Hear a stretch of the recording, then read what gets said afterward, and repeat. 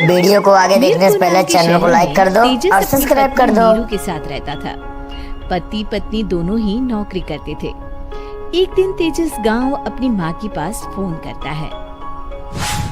Hello, प्रणाम माँ। जीते रहो माँ, तुम दादी बनने वाली हो। अरे वाह, ठीक है बेटा, मैं कल ही आती हूँ। जब माँ जी शहर पहुंची तो बेटे बहू ने बहुत अच्छे से स्वागत किया। लीजिए माँ जी चाय। अरे गर्मा गर्म पकोड़े ले आओ माँ के लिए। नीरू रसोई में गई और 2 मिनट में ही पकोड़े ले आई। जी ये लीजिए। बहू जादू से बनाए हैं क्या? अभी तो रसोई में गई थी। यम्मी। माँ जी शीला रसोई में पकोड़े तल रही है, मैं बस लेकर आई। हे भगवान, मेरा धर्म भ्रष्ट कर दिया तूने। अब तो गंगा जल से शुद्धिकरण करना होगा। दूसरे दिन, माँ जी मैंने नाश्ता बना दिया है, ऑफिस जा रही हूँ। पर अभी तो घर का सारा काम पड़ा है। शीला आती ही होगी, झाड़ू पोछा बर्तन कपड़े वो सब कर लेगी। हमारे जमाने में घर का सारा काम हम ही करते थे। जी माँ जी आप बहुत होशियार हैं, मैं घर ऑफिस दोनों नहीं संभाल पाती। तो जरूरत क्या है घर से बाहर जाकर चाकरी करने की? वैसे भी घर का काम खुद करने से घर में बरकत आती है, समझी?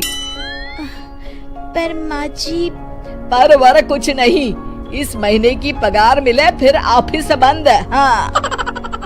रात को नीरू तेजस, तो अब 24 घंटे में इतना काम तो कर ही सकती हो। पर जॉब पसंद है मुझे, घर पर मन नहीं लगेगा। अगले दिन जब दोनों ऑफिस के लिए निकल रहे थे, मेरी तो कोई कीमत ही नहीं है इस घर में। माँ जी आजकल महंगाई बहुत है, रहन सहन भी बदल गया है। दोनों नौकरी करते हैं तभी ठीक रहता है। अच्छा, तू कहना क्या चाहती है? मेरा बेटा तुझे बिठा के खिला नहीं सकता? तू ही इस घर का खर्च चला रही है, हैं? नहीं माँ जी, मेरा वो मतलब नहीं था। मतलब खूब समझती हूँ, ये बाल धूप में सफेद नहीं किए मैंने। हाँ। अब तो ये रोज का काम हो गया था। तेजस भी रोज की झिकझिक से परेशान हो गया था। एक दिन उसने कहा, नीरू वैसे भी तुम्हें मैटरनिटी लीव मिलने वाली है, तो अभी से ही छुट्टी ले लो। पर क्या, मेरी सैलरी अच्छी खासी है।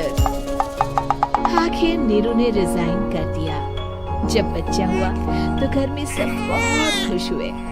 कुछ दिनों बाद तेजस फाइल देख रहा था।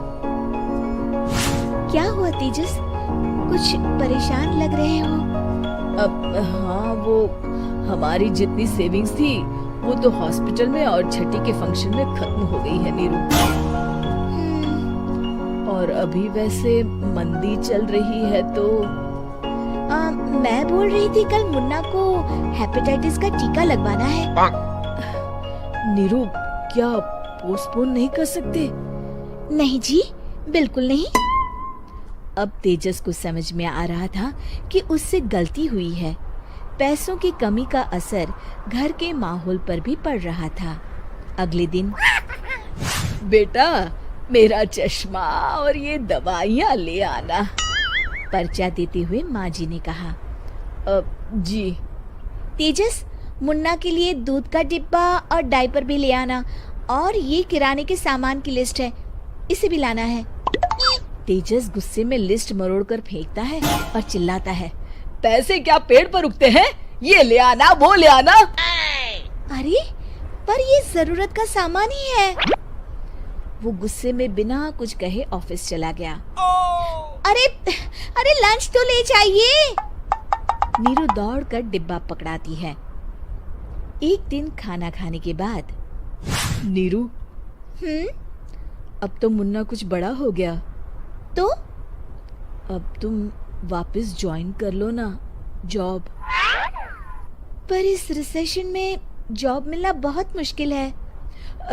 ट्राई तो करो। फिर मुन्ना? माँ जी है ना, और एक फुल टाइम मेड भी लगा लेंगे। पर माँ जी, उन्हें तो पसंद नहीं। तभी माँ जी वहाँ आ जाती है और प्यार से नीरू के सर पर हाथ फेरते हुए बोलती है, अब मेरी समझ में आ गया बहू, पहले के और अब के समय में अंतर है। तुम काम शुरू करो, मुन्ना की जिम्मेदारी मेरी। मेरी प्यारी माँ जी।